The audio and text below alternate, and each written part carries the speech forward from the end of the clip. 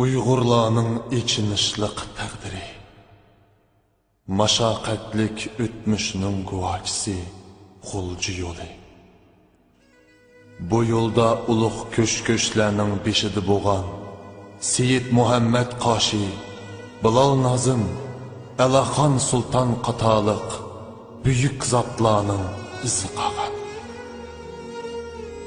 Şunlaşqa G'ulji yo'li biz uchun tabarruk ham muqaddas. Shu yo'l tufayli yuzlagan, minglagan qarindoshlarimiz taqdirining qara qismatidan jon saqlab qolgan bo'lsa, ba'zida yuzlagan qarindoshlarimizning nomizi mana mushu yo'lda bemezgil tushirilgan. Bugunmi uning Olmuta Yarkent oralig'ida o'tmishning sadosi kelgandek pat-pat fajialar yuz berib turdi.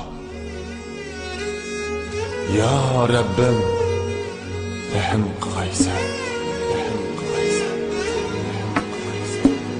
Chiqdim bugun safarga, tirikchilikda yang turib, qaldi ketgan yo'lingga ata-onang telmirib, ko'zlariga yosh ilib, suyguning tanho qoldi, qo'llarini shiltib, o'g'il qizing muqoldi.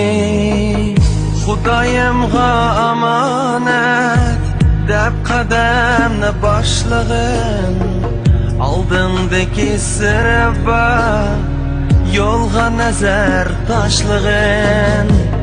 Bu yo'llar uzun yo'llar, bu yo'lda o'lim to'la. Atam qachon kelurda kutar sabiy bolalar.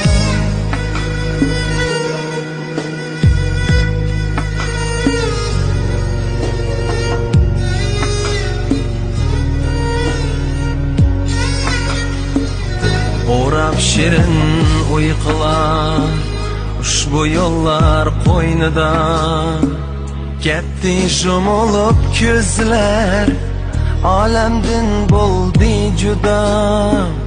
Shum ajal ilib ketdi, dillarni vayron etdi, kuyimchan ham qadirdan azizlar o'lib ketdi.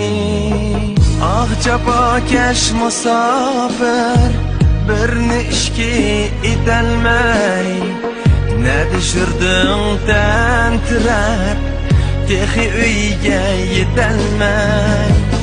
Dua qilib so'rayli Allohdan omonlikni, yo'lda yurgan musofir ko'rmasin yomonlikni.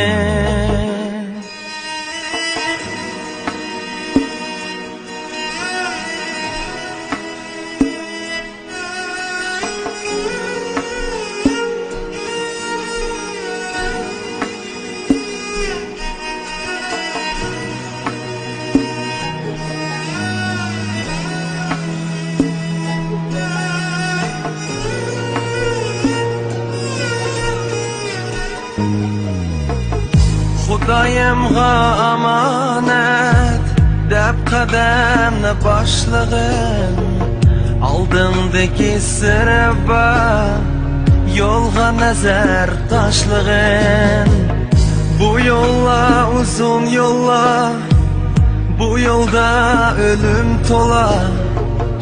Atam qachon kelurda kutar sabiy bolalar. Naming ulug' hey Allah, dua qilib so'rayman,